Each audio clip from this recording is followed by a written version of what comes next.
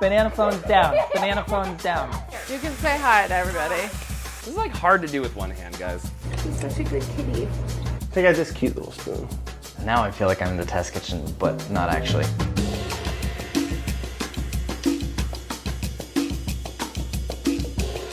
Today we're back in my kitchen, and I'm going to show you how to make a simple Pantry pasta using only stuff that I found in my pantry, and you likely already have. To me, I feel like pantry pastas are pastas that you should be able to make without buying anything. It kind of leans on canned goods or stuff that, you know, lasts on the shelf for a while. Made with kind of odds and ends from around the kitchen. That's mainly fat and salt. Should we get it cooking? We're making a little Gemelli, as I like to call it. Maybe hey, Peg. Yeah. You want to be the camera person? Because Stiff Steve's not cutting it. So I got my hot water going. Okay, I salted it already. We're gonna cook the whole thing. Yeah, that's the shot. My little Dutch oven. I love this thing. Look, my little petite fruits. And I'm just gonna add a little bit of olive oil. How you doing? Good? Good, my arms are hurting. Your arms are hurting? For God's sake. Nip off the ends of the garlic, okay?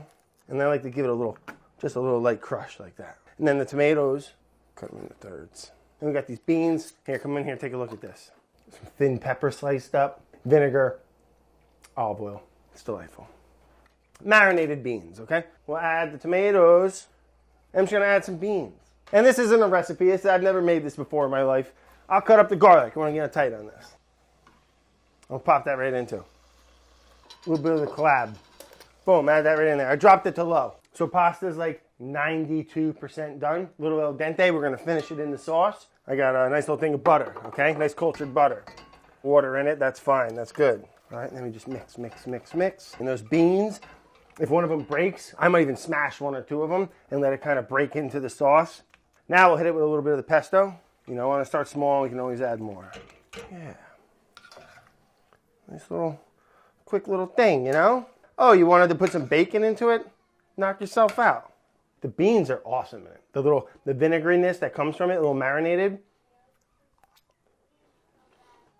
Well, you might be able to hear, but we got a crying baby. You know, woke up from a little nap. You know, he ain't that much of a baby, he's two, but you know, he's a little cranky when he wakes up. So, bon appetit.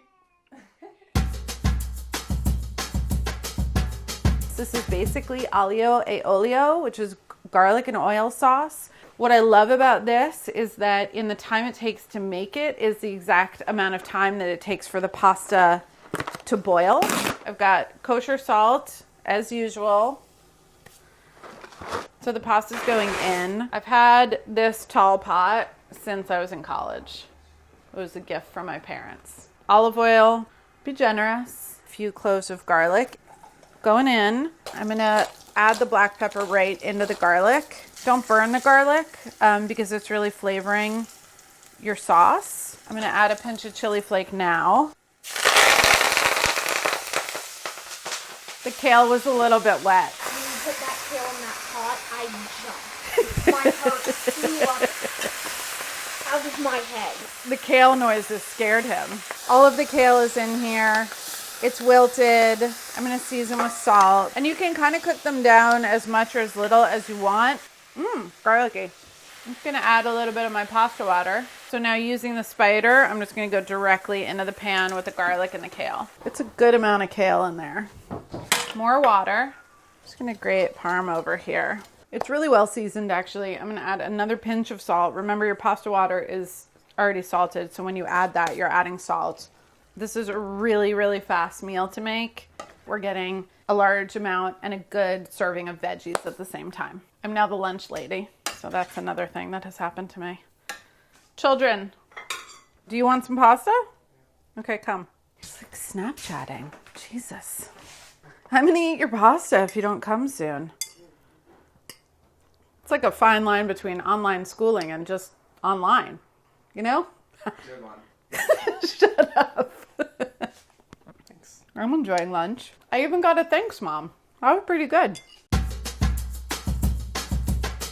Sopa seca. Literally that translates as a dry soup. It's one skillet, you throw the fideo in, It cooks in about 2 cups of liquid, and it's a really good way to use up what's in your refrigerator or what's in your pantry. If you preheat your skillet, you run the risk of burning the pasta to the bottom of the skillet. So add it while it's still heating up. You want to keep moving this around, but the more color it takes, the more flavor it's going to give you. I'm going to transfer this to a bowl. I'm going to add a little bit more oil. And I'm just going to dump in everything at once. Random ear of corn, why not? I always season my vegetables pretty liberally when I'm sauteing because I think that it helps them cook more evenly. What the salt does is it draws out all the moisture and a lot of the sugars, which helps it caramelize. So instead of adding more water or more liquid, you're gonna get the benefit of having the flavor of all of these vegetables in your pasta. If you have a little bit of like leftover salsa, like I'm gonna go ahead and add this to it as well. It's gonna give it a nice kick, which I'm really excited about. 2 cups of chicken stock. Add in my toasted pasta. Hopefully you can see that. And then just kind of push it into the liquid. And then once it comes to a boil, I'll cover it. And in 10 minutes time, all of the liquid should be absorbed and the pasta will be perfectly tender and all the vegetables will be perfectly cooked. So 10 minutes, ready to serve. As long as the liquid's gone, it looks so good. Add a little bit of queso fresco and some cilantro. I have an avocado, so I'm throwing that in here. Sopa seca. Use whatever you got. It's really simple, it's really satisfying, it's really comforting. So today we're gonna make kind of a tomato pasty, garlicky, cheesy, chickeny sort of really simple penne pasta. So we're gonna take this to the stove. Oh, this burner is always a problem. That always works. I've also got some chicken stock, some homemade chicken stock that I'm gonna use kind of instead of pasta water. I'm gonna drop the pasta now. This pan's heating up. I'm gonna get plenty of olive oil into that. We have like 7 or 8 cloves of garlic. I just peeled them, smashed them. So as soon as we start to see this brown, that's when we're gonna throw in our tomato paste. So as you can see, my stove is a little uneven, so it's all kind of like pooling down here. We're not in the test kitchen anymore, folks. My tube of tomato paste. Tomato paste is one of my favorite ingredients. I'm just gonna move that over here to this other side of the pan, and then I'm gonna put like a good, like maybe almost like half the tube of this tomato paste. Plenty of ground Aleppo chili. Add this to the situation to kind of deglaze it. Bits and pieces kind of dissolve. I don't want it to taste like fish sauce pasta. I just want a little bit of like kind of fermented fish anchovy flavor in there. It's kind of bubbling away. Taste it. Ooh. Transfer it directly over there. This pasta is like shy of al dente. You really want to kind of cook some of that delicious chickeny, tomato, garlicky situation right into it. Just add like maybe another, I don't know, half a cup of pasta water. I'll just have that on deck. We can grab our parm. And I'm just gonna add like a little handful at a time. It's a nice little knob of butter. It's pasta, it's not a diet food. Yummy. Something about being inside all day like actually makes me hungrier somehow. Hit it with a little black pepper and a little bit more grated parm. There's so much garlic flavor. You can't really taste the fish sauce, but it gives it just this like really nice umami sort of thing going on. Basically what I'm making is a vegetarian Puttanesca. What I love about Puttanesca is that it requires very minimal chopping. It's a lot of like briny flavors, typically anchovies, capers, olives. My parents are vegetarian. We don't have anchovies. I don't like anchovies anyways. So we're just gonna do it with the tomatoes, olives, capers, garlic, crushed red pepper flakes. Literally all you have to do is have the olives. And if you're lazy, you don't even have to do that. So we're gonna have our olives with my mom standing here making sure that I don't mess anything up. A little bit of olive oil, garlic clove. I feel like Alton Brown in Good Eats. I feel like this is his go-to angle. Oh my God. A bunch of crushed red pepper flakes. We're gonna add like a half a pack of pasta. Hello, I'm here. Some diced tomatoes. Oh, ideally they're crushed tomatoes, but it's chill. Throw in our olives, a bunch of capers. And I toss in a little bit of the caper juice too. Stir that around. Don't put too much salt because remember you already have salty ingredients in here and salt in the pasta.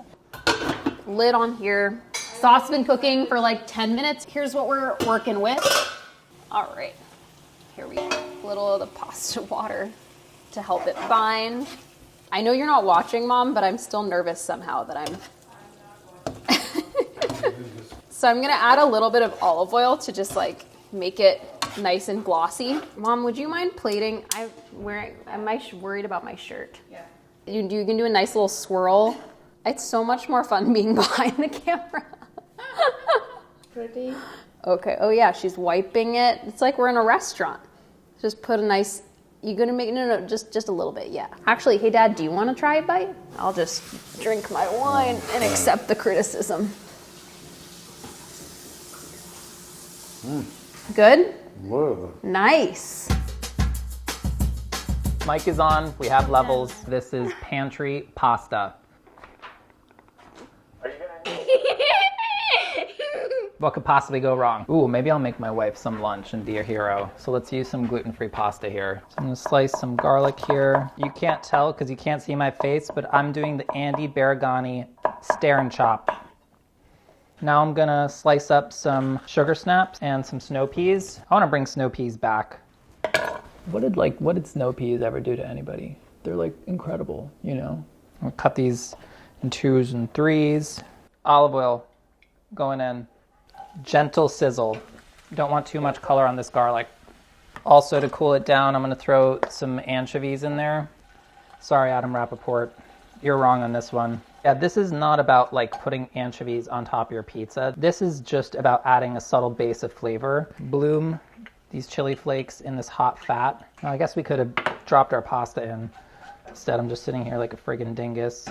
I do about 100 grams per person. All right, let's get some salt in there. Hey, what's up? So I'm gonna get the heat back on. I'm gonna put a little nug of tomato paste in. This is optional. Hear that sizzle? All right, you wanna watch the color get a little bit darker. I'm gonna add our veg, do a little tossy toss. Yeah, I'm shutting pasta off, scooping it right into our sauce. See how the veg is nice and bright green? I'm gonna put in some parm, a couple nugs of butter, a lot of motion. Motion is key. And suddenly we have a nice glossy sauce here. Gonna take this to our bowl here. Finn is currently winning at a raucous game of Sorry in the other room. It's gonna set us up for a very tense lunchtime. I'm just gonna throw some mint leaves on here. We'll take this over into the good light. You know, at home, the rules are different. No spoons in the apron. Well, actually, well, I mean, like, not no spoons, but like there's one spoon in the apron at home. Like, let's not be crazy, you know? It's cheesy, it's buttery, but there's a great base note and flavor. The anchovy, the garlic. Okay. What do you think? Is this an eating contest Yeah? or something? He likes it. I made you lunch. You're not on camera, don't worry. This is my adult mac and cheese recipe, and I'm actually going to show you an even more pared down version of it. I'm going to use just pasta water and show you how to swap out pasta water for milk if you either don't have milk or can't find it. The first things first is you need a stick of cold butter. The only pasta that was on the shelf at the supermarket was orzo, which I was actually super stoked about because I love orzo and I feel like orzo's coming back. So I'm going to melt about a tablespoon or 2 of butter, like more black pepper than you would think you need. This is basically cacio e pepe. Before we do anything, obviously we're gonna heavily salt our pasta water. I'm gonna take a big scoop of this pasta water and I'm gonna add it to the skillet, and that's gonna stop the cooking. I'm gonna start whisking in piece by piece all of the remaining cold butter. Now that the sauce is made, I'm gonna turn it off, and then I'm adding about half of this box for a half of a batch. I'm gonna grab at least 1.5 cups of pasta water with this cup. Okay, so we have that reserved. This is still pretty soupy, as you'll see. And now I'm gonna start grating in this cheese. So use a microplane if you have one. It'll grate it super finely so that it doesn't clump up. Okay, we're getting there. It's almost gonna look like risotto. Add another splash of pasta water right before you plate. And I'm gonna finish it with a little bit more fresh parm and some black pepper. It's a little slippery. It's a little hard to show you. And that's lunch, folks. Delicious. 4 ingredients. This is a version of pantry pasta that I like to make that uses as the main ingredient a can of chickpeas. Canned chickpeas in particular are a staple that I always have at home. This unrefined sea salt that I like for pasta water. I generally don't slice garlic at home because I just find it to be kind of a pain, and it's supposed to be good for you if you just ask Brad. Putting a generous amount of olive oil in here. I'm gonna get my garlic and chickpeas in there. The oil's hot. I can see it's starting to shimmer across the surface of the skillet. And now the chickpeas. Gonna throw in my sprigs of rosemary, a pinch of red pepper flakes. I like a little heat with pasta. These are very lovely dried red pepper flakes. It's this wonderful dried pasta from Italy, and you can see the surface of the pasta. It is like a very rough, kind of irregular surface. Whatever. Just put the whole thing in. Okay, if you don't have parm, you could use like a grana padano. What's the other one? Pecorino. Thank you, sorry. The idea here is that I'm gonna set aside, let's say, 1/3 of the crispy chickpeas for sprinkling over the pasta, and then the rest I'm gonna mash to make a creamy sauce. So now I'm gonna add a little bit of white wine, just like a dry white wine, something that you would drink. This is gonna go in and deglaze everything. Just kind of adds balance and everything. Also like a little sprinkle of salt. And now I'm really just mashing big ladle of pasta water. Extra little pinch of red pepper flakes. I think we're there. I'm gonna transfer it now into the skillet. It's okay if some of the pasta water piggybacks. As I slowly add the finely grated cheese, it starts to melt and kind of dissolve into that liquid. And you can see that the texture has changed quite a bit from just adding that cheese. It's thickened it. I'll do a bit of zest. I usually cut just off center from like cutting down the middle so that I avoid those seeds. I just stir in, this is a pretty big hunk of butter, but why not? But it just makes like the most silky looking sauce. I just think it looks so good. I have these sprigs of rosemary that I reserved. These crispy chickpeas, and I'll save a couple more for sprinkling on top. A couple more of these chickpeas, red pepper flakes on top, maybe a little squeeze of lemon, a nice showering of parm. Tiny little drizzle on top. That is much more impressive than looking at all the ingredients individually. It comes together, and I think actually makes like a very elegant, absolutely delicious, very easy dinner. I also love when the chickpea finds its way into one of the little tubes. Something about the combination of white wine and rosemary and garlic all together really, I think, makes like a surprising depth of flavor. This is a good pasta, you guys. You should make this. This dish is called Koshary. You can call it Koshary, some people call it Koshary. I've seen it spelled with an O or a U. It's a traditional Egyptian pasta dish. The first time I found out about it was from my husband. He's Egyptian, so he knows this dish really well. The base of it is a mix of rice, chickpeas, lentils, and elbow macaroni. I don't have any elbow macaroni right now, but I did have a bit of spaghetti that I just snapped into 1-inch pieces. The base of this sauce, I'm actually going to use leftover marinara, but if you can use whatever tomatoey sauce that you have kicking around. So I'm going to start with a little bit of olive oil in here. Since I've already got onion and garlic in my marinara, I'm just going to add some Kashmiri red chili to this fat to bloom it a little. My pasta water's going, so let me drop my pasta. Heavily seasoned with kosher salt. We all know this. Now I'm going to add some of this leftover tomato sauce. I think I'm going to use all of it. Why not? We just want acid and heat from this. Add a few splashes of vinegar and give it a taste. Do you think Chris would hate this tiny spoon? I want some more vinegar, I want some more heat. I'm gonna put some hot sauce because the hot sauce will bring acid and heat. 1-2 punch. Oh, I forgot to tell you the most important part. This is often stuffed inside of a pita. We're gonna just have it on a bowl today. My pasta is ready, my sauce is ready, now we're gonna put it all together. I'm gonna add some leftover chickpeas that I just warmed up. I'm gonna leave the broth behind. Some leftover lentils, and then rice. Times like these, I really just want a bowl of something to make me feel full and warm, and like this really does that. Here I've got my bowl of mixed grains and etc. The sauce is where all the action is happening, you know? So, This is non-negotiable. You gotta finish this with crispy shallots. This is vital. Here it is. Ugh. Warm, starchy, creamy, chewy, like it's everything that I want right now. I just wanna like live in this bowl. I was going to show you how to make a tuna pasta, but I, surprise, don't have tuna. We're gonna use some mackerel instead, which is going to be just as delicious. I'm going to heat maybe a tablespoon of extra virgin olive oil. And then I'm also just going to toss a couple of smashed garlic cloves in with the oil. This is like the only pasta I have right now, but I'm not mad about it. It's Gemelli. Salt my pasta water. And then I'm just gonna put maybe about half of this box in. Meanwhile, my garlic is starting to brown, and I'm going to sprinkle in some panko breadcrumbs. I don't want either the garlic or the breadcrumbs to burn. Okay, these breadcrumbs look really great. So my pasta is just about ready. I'm gonna drain this and transfer it to a bowl, and then I'm gonna bring it back over to the island. It's really just about cooking the pasta and then throwing it in a bowl and tossing it with some other things. Some lemon zest that's gonna go right in here, fresh parsley leaves, and I'm just gonna toss this through. Nothing but spoons in this house. Chris would be so proud. Perfect, and it doesn't need more salt. I'm going back to my pasta. I am going to add a little tin of mackerel. I'm just gonna plop the whole little fishies in here. Spoonfuls of capers. Because this pasta doesn't have a sauce, you do wanna make sure that you're getting all that flavor in there. Just a pinch of crushed red pepper flakes. Dress this with some fresh lemon juice, and then a little bit more olive oil and some salt.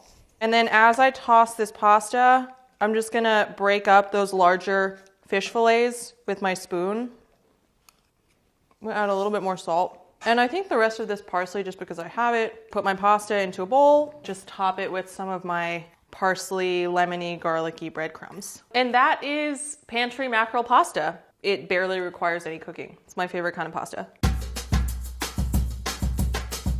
Two things that I brought with me from New York: cannellini beans, artichoke hearts as well. So this is gonna be super simple pasta, but we're gonna start with white onion and garlic.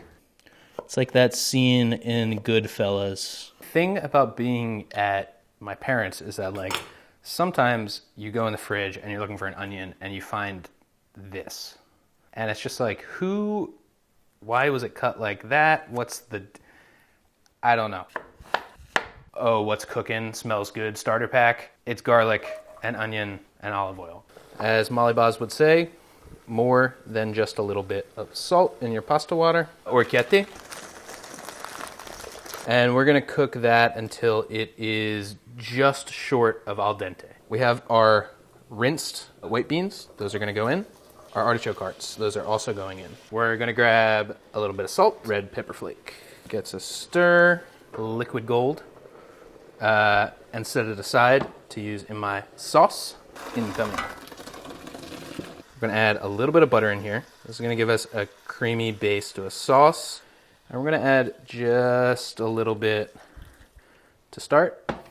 The butter's gonna melt into that. Pecorino, so finely grated, and just a little bit at a time. This is not the most colorful dish in the world, but you know what, it's gonna be good. We've got our white bean, artichoke heart, chili flake, pasta. Oh, this is dinner. So this pasta, I've been seeing a lot of you guys make it during this time. It only requires 7 ingredients, and that includes salt and pepper. I'm gonna add some salt in a pot of boiling water, not the amount Miss Boz would. I have these kind of tiny little shells, but I think any kind of shortcut tubular pasta works. Koshary, calamata, but to be honest, I think even long pasta would be delicious. This makes so much sense with spaghetti. And I'm just gonna drop my pasta. I give my pasta a stir just so it doesn't stick to the bottom. This shape is gonna take about maybe 8 minutes. Whatever it says on the package for al dente, let's say these would say 9 minutes, I'll cook it 8 minutes because I want it to finish cooking in the sauce. You guys know, come on now. Meyer lemons are things that you find in the winter. It's always amazing to me how you find like the brightest of things come during the darkest months. And I'm just gonna cut the knobby ends. I just cut it into rounds. I'm gonna turn my heat on to medium Once the butter is melted, I'm gonna add the lemons, and the lemons are gonna caramelize. Once they've kind of cooked and caramelized, I scoop like 3 out to kind of use as garnish. I'm gonna actually scoop some pasta water out. Some remaining cold butter. I'm gonna add my pasta in here. I'm gonna add a little bit of Parmesan and make sure it melts in before adding more. And this will also obviously thicken the sauce. What I like to do is turn it off and add a ton of pepper, really coarsely ground. This is kind of almost like a cacio e pepe, like a lemony cacio e pepe. The sauce has definitely thickened. I wish I could feed this to you guys. I'll take some of these lemon slices, a little more parm. What I do here is I'll microplane Parmesan until it gets kind of like the shaker Parmesan texture. I like to finish with more pepper. Use whatever pasta shape you got. Tubular, great. Long, awesome.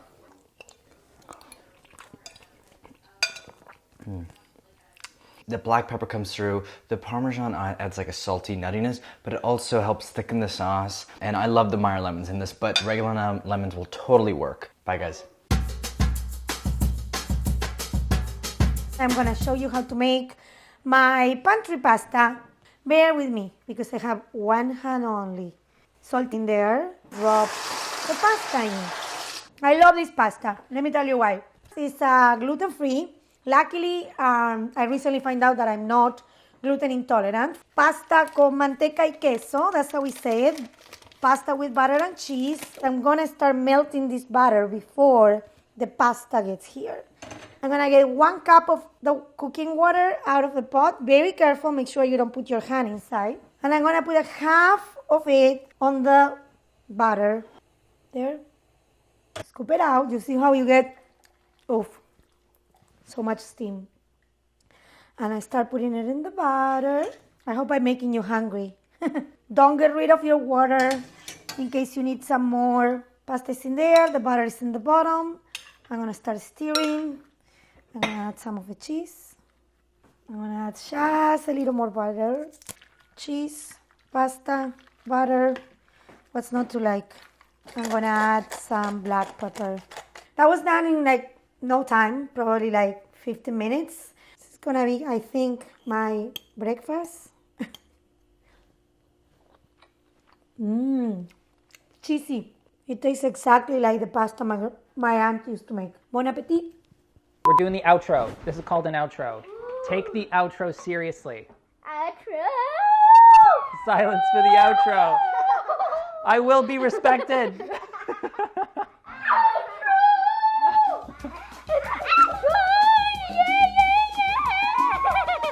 The key thing here is all you need is a few staples to keep on hand. Tomato paste, great option. Anchovies are a great option. Garlic, certainly. Olive oil. Okay, easy. No, it's not like anchovies on pizza. Were you not listening to the video, dude? So, point being, Parmesan, great addition if you have it, whatever veg you have on hand. All that pantry stuff provides a great base, and whatever you add to it just makes it even better. Thank you so much. Do we get it? Nope. We did it. We did not. We did it. We did it. The video is still going. Okay, that is a W. All right, Allie, do this. Do this. Shh, do this. That's a W. Okay, that's more of a gang sign, but whatever. You do it your way.